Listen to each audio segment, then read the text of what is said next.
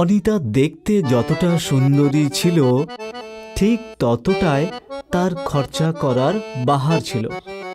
বিয়ের পর শ্বশুর বাড়িতেই তার ফালতু খরচার অভ্যেস একেবারেই বদলায়নি। ও প্রতিদিন কিছু না কিছু কিনে টাকা খরচা করত। এই দুটো চুড়ি আমার খুব ভালো লেগেছে, কোনটা নেব? আরে দিদি, আপনি দুটোই কিনে নিন। ঠিক আছে দাদা, আপনি দুটোই চুড়ি আমাকে দিয়ে দিন।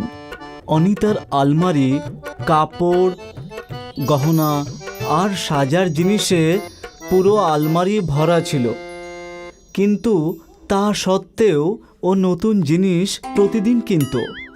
ওর স্বামী আর শাশুড়ি ওকে খুব বোঝাতো, কিন্তু সে কথা ওর কানে যায় না।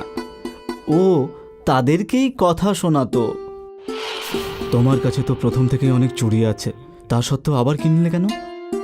টাকা বেশি খরচা না করে টাকা জমালে তোমারই অসময়ে তোমার কাজে লাগবে। আমি যাই করি না কেন আপনারা দুজনেই শুধু তাতে খারাপ দেখতে পান। অনিতার ফালতু খরচার কারণে সংসারে একটা টাকাও তারা বাঁচাতে পারে না। সুমিত আর তার মায়ের আর কোনো উপায় ছিল না অনিতার এই রকম ব্যবহারকে সহ্য করা ছাড়া। বৌমা এই মাসের সব টাকা খরচা করে দিল।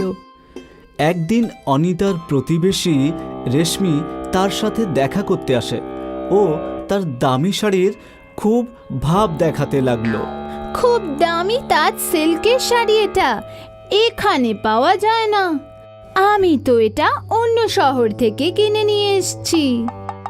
রেশমি কি মনে করে শুধুমাত্র ওই দামি শাড়ি পরার ক্ষমতা রাখে? আমি ওর থেকেও দামি আর সুন্দর শাড়ি কিনে ওকে দেখিয়ে দেব। অনিতা এখন দিন রাত শুধুমাত্র এক দামি শাড়ি কেনার কথা ভাবতে ভাবতে দিন কাটাচ্ছিল। কিছুদিন পর সুমিত তার স্ত্রীকে কিছু টাকা দিল সাবধানে রাখার জন্য।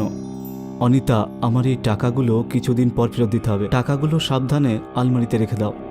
এতগুলো টাকা দেখে অনিতার মন খুশিতে নেচে ওঠে। এই টাকা দিয়ে আমি একটা শাড়ি কিনে ফেলি। এই টাকা আমরা পরের মাসের টাকা থেকে ফিরিয়ে দেব। অনিতা টাকা নিয়ে তাড়াতাড়ি একটা ভালো শাড়ির দোকানে পৌঁছে গেল। দিদি, আপনার পছন্দের তো প্রশংসাই হয় না, খুব দামি শাড়ি এটা। আপনি দামের কথা একদম ভাববেন না, আমি সব থেকে দামি শাড়ি কিনতে চাই। অনিতা খুব দামি এবং সুন্দর শাড়ি কিনে বাড়ি ফিরে এলো আর নিজের শাশুড়িকে সে শাড়ি দেখালো। বৌমা, তোমার কাছে তো এরকম অনেক শাড়ি আছে, তা সত্ত্বেও এত দামি শাড়ি কেনার কি প্রয়োজন ছিল? মা, আপনার তো আমার কোনো কাজই ভালো লাগে না। রাগ করে অনিতা শাড়ি নিয়ে নিজের ঘরে চলে গেল। অনুপমা মন খারাপ করে বাইরে সোফায় বসেছিল। তারপর ঘর থেকে একটা জোরালো আওয়াজ এলো। বাঁচাও, আমার পা! অনুপমা তাড়াতাড়ি ঘরের ভেতরে গেল আর দেখল তার বৌমা মেঝেতে পড়ে আছে আর ওর পা ভেঙে গেছে। হায়, আমার পা! আমার পা ভেঙে গেছে। সুমিত আর তার মা অনিতার এই অবস্থা দেখে খুবই কষ্ট পেল। তুমি কোনো চিন্তা করো না অনিতা, আলমারিতে যে টাকা রাখা আছে সেটা দিয়ে আমি তোমার পায়ের চিকিৎসা করাবো। এটা শুনে অনিতা আরো জোরে কাঁদতে লাগলো। সুমিত আর অনুপমা দেবী কিছুই বুঝতে পারছিল না। এই টাকা দিয়ে তো আমি শাড়ি কিনেছি, আমার পায়ের চিকিৎসা এবার কিভাবে হবে? অনিতা আর সুমিতের কষ্ট দেখে অনুপমার মন কেঁদে উঠল, কিন্তু উনি এই সমস্যার একটা সমাধান বের করলেন।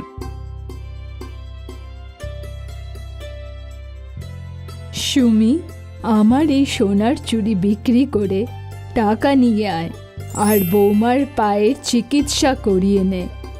টাকা তো আবার আসবে, কিন্তু বৌমার পা ঠিক সময় ঠিক না হলে অসুবিধা হয়ে যাবে।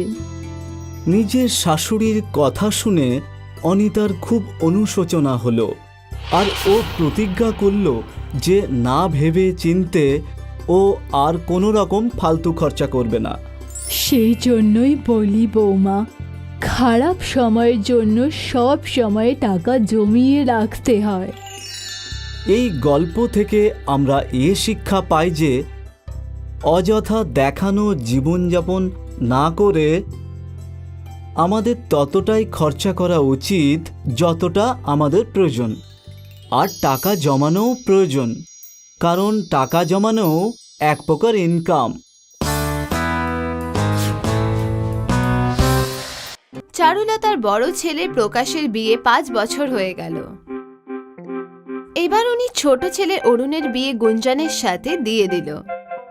বিয়ের পরে গুঞ্জন ভাতৃ বউ হয়ে শ্বশুর বাড়িতে এলো, আর মঞ্জুলা ওর বোন হয়ে গেল। মঞ্জুলা খুব হাসি খুশি ছিল।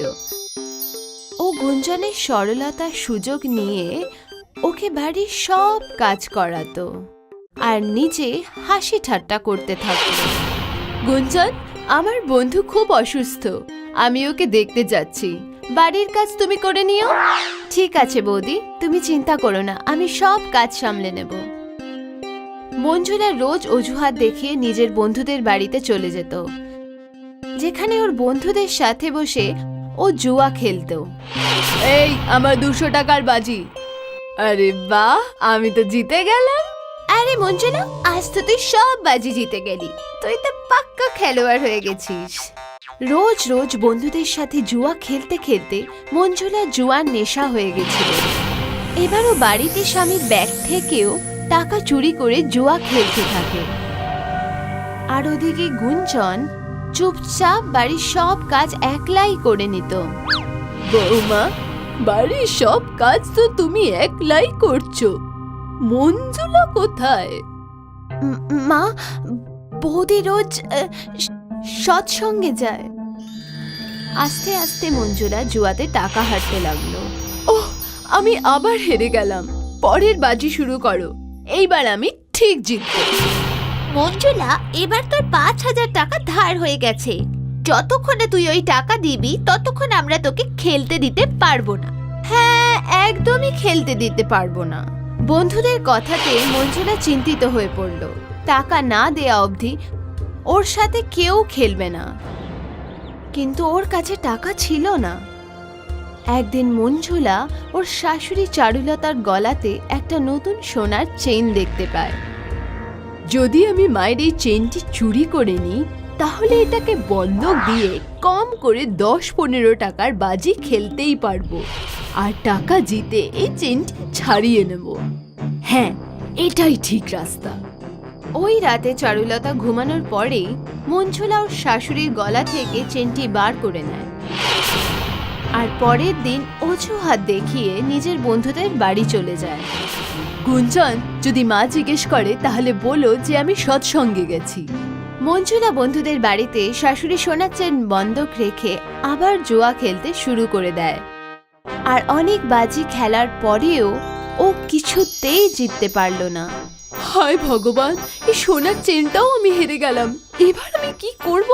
মঞ্জুলা, তোর সোনার চেন এবার আমার হয়ে গেল, তুই আরো খেলতে চাইলে টাকা নিয়ে আসতে হবে। মঞ্জুলা খুব চিন্তাতে পড়ে গেল, এবার ও কোথা থেকে টাকা নিয়ে আসবে। ওইদিকে চারুলতা বাড়িতে ওর সোনার চেন না দেখতে পেয়ে বাড়ির সবাইকে একত্রিত করলো আর কাঁদতে থাকলো। আমার সোনার চেন কোথায় হারিয়ে গেল? কাল পর্যন্ত তো আমার গলাতেই ছিল। মা, চেন পেয়ে যাবেন, আপনি চিন্তা করবেন না। এইদিকে মঞ্জুলার জুয়ার নেশা ওকে পাগল করে দিচ্ছিল। একবার কোথা থেকে টাকা পেয়ে যাই, তারপর আমি আবার তাস খেলবো। মঞ্জুলা এবার ওর শাশুড়ি চারুলতার সিন্দুক থেকে টাকা চুরি করার কথা ভাবল। সিন্দুকের চাবি মা গুঞ্জনকে দিয়েছে, যদি আমি ওই চাবি চুরি করে টাকা বের করে নিই তাহলে কেউ আমাকে সন্দেহ করবে না। মঞ্জুলা রাতে গুঞ্জনের ঘর থেকে সিন্দুকের চাবি চুরি করে সিন্দুক থেকে টাকা বের করে নিল, কিন্তু এইবার ওকে গুঞ্জন ধরে ফেলল। বৌদি, তুমি সিন্দুক থেকে টাকা চুরি করছো? তখন ওখানে চারুলতা চলে এসেছে। শাশুড়িকে সামনে দেখে মঞ্জুলা সব দোষ গুঞ্জনের ওপরে চাপিয়ে দিল। দেখুন মা, আপনার ছোট বউ চোর, ও আপনার সিন্দুক থেকে টাকা চুরি করছিল, সোনার চেনটাও হয়তো ওই চুরি করেছে। চারুলতা গুঞ্জনের ওপর খুব রেগে গেল আর ওকে ওর বাবা মায়ের কাছে পাঠিয়ে দিল। দুঃখ পেয়ে গুঞ্জন কিছু না বলেই বাড়ি থেকে চলে গেল। কিছুদিন পেরিয়ে গেল, কিন্তু মঞ্জুলার জুয়া খেলার নেশা বাড়তেই থাকলো। গুঞ্জন চলে গেল, এখন আমি কি করে বন্ধুদের বাড়িতে যাব? জুয়ার নেশাতে পাগল হয়ে গিয়ে ও নিজের শাশুড়ির চাইতে ঘুমের ওষুধ মিশিয়ে দিল। চা খেতেই ওর শাশুড়ি ঘুমিয়ে পড়ল। তারপর মঞ্জুলা চুপি চুপি ওর সোনার বালা নিয়ে বন্ধুদের বাড়িতে চলে গেল। আরে বাহ মঞ্জুলা, এইবার বালা নিয়ে এসেছিস, মেনে নিলাম। মঞ্জুলা আবার খেলা শুরু করলো। ও প্রথম বাজিতে যে সোনার বালাটি দান দিয়েছিল তখন ওর শাশুড়ি আর গুঞ্জন ওখানে চলে আসে। মা, গুঞ্জন, আপনারা দুজনে? চারুলতা মঞ্জুলাকে প্রমাণ সহ ধরে নিয়েছে আর ওর জুয়ার নেশা সবার সামনে ঘুচিয়ে দিল। মঞ্জুলা, তোমার উপর অনেকদিন ধরেই সন্দেহ ছিল, কিন্তু যখন তুমি ছোট বউয়ের ওপরে দোষ দিলে তখন আমার সন্দেহ সত্যি হয়ে গেল। বৌদি, তুমি সৎসঙ্গের নামে মিথ্যে বললে আর বাড়িতে চুরি করে তুমি সবার মনে কষ্ট দিয়েছো। তোমার জুয়ার নেশা আর টাকার জেতার লোভে আমার সোনার চেন আর বালা সব হেরে গেছো। ওটা তোমার ভাগের গহনা ছিল, বাকি সব গয়নার উপর এবার ছোট বউয়েরই অধিকার আছে। আমাকে ক্ষমা করে দিন মা, এরপর থেকে আমি আর কখনো এরম করব না। প্রত্যেক জুয়ারি ভাবে যে সে অনেক টাকা রোজগার করবে, কিন্তু একবার জুয়ার নেশা লেগে গেলে মানুষকে শেষ করে দেয়। যে কোনো জিনিসের নেশা মানুষকে শেষ করে দেয়, তাই এই সব জিনিস থেকে সকলের দূরে থাকা উচিত।